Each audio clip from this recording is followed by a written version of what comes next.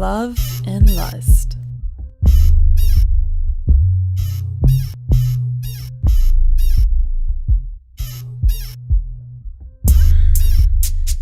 Hello and welcome to Love and Lust. My name is Lefebvre. Love and Lust is a podcast about sex and relationships. Viewing discretion and listening discretion is definitely advised. The guest that I have on is going to be unnamed.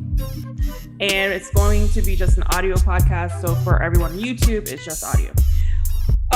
We're going to talk about something called sex clubs.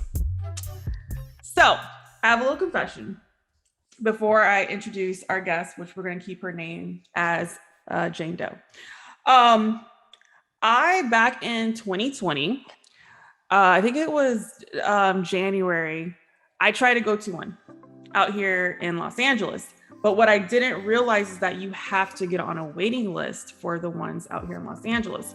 So I wanted to go to one, and then it was 2020, January, very end of January. And obviously we know what happened in 2020 with COVID, wasn't able to go to one. And, you know, things in LA are still a little bit on the timid side towards COVID, which everyone has their right to be or not to be about COVID. That's everyone's prerogative.